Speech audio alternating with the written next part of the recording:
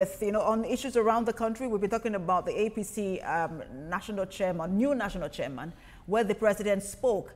Now, the president said a lot of things at that event, as it were, or that meeting, as it were. And one of the things he said was that he made a passionate appeal to APC governors, urging them to deepen development, improve security, and boost grassroots engagement across their states.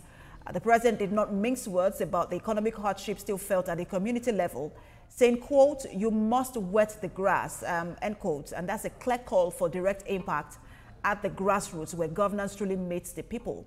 He also announced plans for a new APC National Secretariat. He reaffirmed his commitment to economic reforms and then commended progress in the fight against insecurity. As local councils prepare to align with these broader national goals, what does this new APC direction mean for communities at the grassroots? We've been speaking with the National Publicity Secretary of the APC, Felix Moka, CON. Thank you so much for staying with us. Thank you. So I know that often we forget that you're CON, because I remember that I had to add that. Yes, thank you. You were going to talk about, before we get to that directive from the president to the governors, I was going to talk to you about the borrowing, which a lot of Nigerians also feel like, look, this administration, they didn't think that this administration was going to borrow. When you listen to the president, how he spoke, he pretty was critical on borrowing. But now we are also borrowing. And even, in fact, there was just a new borrowing plan approved by the House of Reps as well. Well, the borrowing plan and the figures contained there does not mean the government is going to borrow that amount. It's simply like a borrowing ceiling, bracket, where the government is permitted to play. Now, actually, Nigeria is doing well in terms of our debt to GDP ratio. We're doing well, and this government especially has paid down quite a lot of the debt that we owed. If you recall, our country was in really immediate debt that had impact on the provision of services, airlines, for instance, who were owed so much money when this government came. But those were quickly settled by this administration. Our debt to the IMF just recently was also cleared by this administration. And because of the economic policies of this government, we've also seen that our state governors and state governments have been paying down, and some even already have paid off their debts. Now, why is that happening? How is that happening? Let's not forget that before, just at the outset of the administration of our late President, Muhammad Buhari, you had under the PDP, prior to 2015, where governors were literally unable to pay salaries. I mean, we forget so quickly what we were going through. Governors were unable to pay salaries in this country. So many governments were insolvent, were suffocating under their debt, but didn't have enough revenue to actually pay salaries, let alone engage in infrastructural development. They couldn't do it. But and again, we will recall that President Muhammad Buhari was instrumental to bailing out so many governors repeatedly to enable them pay salaries and settle immediate obligations. Fast forward till today, in the last 1 year, this president, or the federal government, under the watch of this president, has distributed about 11 trillion naira to state governments. Now, with the massive revenue that's coming to the states, they're paying off their debts, and many state governments are now embarking on massive infrastructure. In my state, for instance, in Delta, yes. Are they, because that statement from the president is almost like an admittance that the governors are not cascading down, cascading to the grassroots, the renewed hope or the benefits of the renewed hope agenda, even with improved or increased allocation. That's almost like the president saying to them, look, you're not doing enough. People are still suffering. Do more, double efforts. No, yes, it was the president saying to them, we need to do more for our people. He's the head of government. And so he was saying to the governors who are, the heads of the subnational, constituent states that, look, you need to do more. And it's a charge that I think was justified because the president was aware of the amount of resources that the federal government was now pushing to the states. And he's saying, look, waste no time. take this money that is coming to you now to begin to actually make life better for our people. Wet the grass at the grassroots. Work with your local government. So pave those farm roads that our farmers struggle to go through, so they can accelerate delivery of the produce to the market.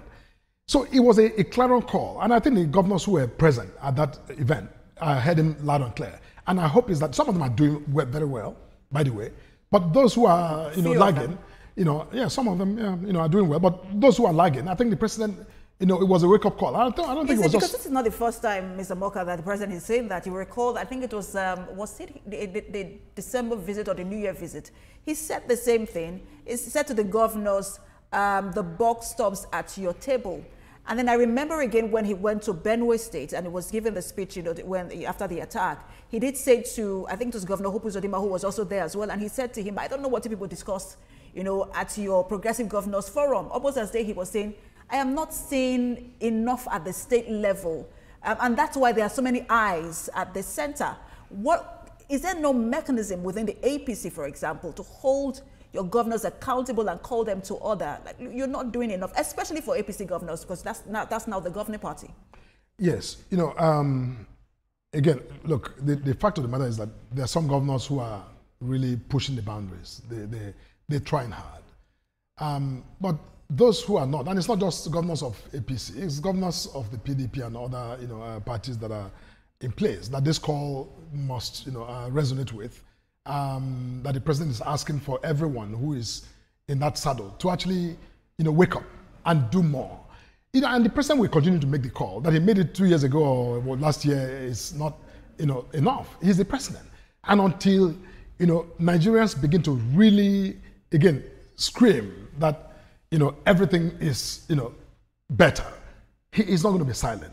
And so I think that, we constantly at APC, our progressive governors, we constantly remind them of the need for them to really, work out of the box, to not just follow that, regular administrative, process to get things to happen, but to break with, tradition sometimes, to force delivery of service to people. Now that they have way more money than that they have had ever, in the history of this country, I think that there's no reason why governors shouldn't be, up and running and really making things happen for the people. Because, like you said, this is we have operate a federal state, and so you have, constituent states with the federal government. The president is not going to tell the government after the money is allocated to tell them, okay, go and put 10,000, on roads or put 10,000 in agriculture. He doesn't have that authority as president to direct governors to spend, because they have their own state legislatures that do appropriations, and that is part of their constitutional freedom to decide how to spend the money. But as the leader of the country, he has a duty, as he did on Thursday, to say to them, look, you need to go out there and work for our people, because we have that in common. Their people are his people as well. But your party can prioritize impact over the capacity or ability to win elections. You can say to a governor, we don't think that you've done enough, especially for first-term governors, and we're not giving you, the ticket for a second term. But you are probably going to look at the fact that, look, if it doesn't run, we are not going to win the state. So you're going to give that governor another ticket to run. There are governors who are second-term governors that do not have any business being second-term governors. If your party had said we're not going to give you the ticket. That's not how it works. We're in a democracy. The party doesn't just decide who gets ticket and who doesn't get ticket. Often at primaries, it is the people in that state who go to primaries who elect their flag bearer. The party doesn't just sit in Abuja and say, you are the governor, you're not the governor.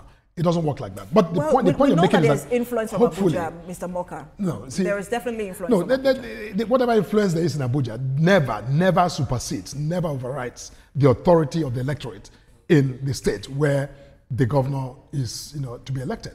They are the ones who make the decision. The party, yes, we oversee it, we look at it. Sometimes there are, a few, hints and all here and there, but ultimately, the authority to decide who bears the flag of the party, rests with the people in that constituency. We don't dictate that from Abuja. But, but I think the fact of the matter is that people are becoming more and more knowledgeable. Even this whole idea of, 5% doesn't work. People have their phones. A lot of people who barely read are able to, see basic information, and people, share information as well. So the point is that as Nigerians become more politically, conscious, they will take more interest in, I think, working with others to decide who is doing well and who is not. If a representative is not doing well, it is the people and their judgment to make and to sanction such a person by not re-electing them or by not giving them ticket. So I think, but also let me say this quickly. I think that this is why I personally have always urged Nigerians that we must continue to take an interest in how political parties and political process works. This idea of just being detached and aloof, it's not helping. Because it's only when you take an interest. For instance, if you know that there's a particular candidate or representative who is not doing very well by your own standards, the only way you can in fact stop them from going back is to get involved in your ward and in your local government and in your state.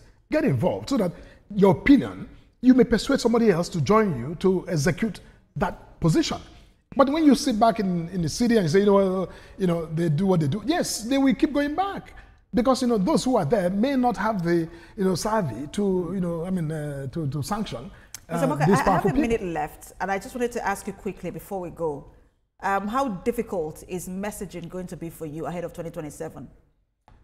Messaging is always challenging for any political party, even for the Republican Party in the US or the Democratic Party. Messaging is a challenge. But I think that this president is giving us sufficient material to make our communication very effective ahead of 2027. You've said so. We will see how it plays out. We still have almost 2 years. Thank you so much for your time. It is always a pleasure when we have you, especially when we have you in the studio. Thank you so much. The National Publicity Secretary of the APC, Felix Moka, CON. Thank you so much for your time. Thank you so much. All right, that's been Standpoint this week. Remember, you can watch the repeat broadcasts at 11 p.m. tonight and 5 a.m. on Sunday morning. Thank you for watching. I am Precious Amayu.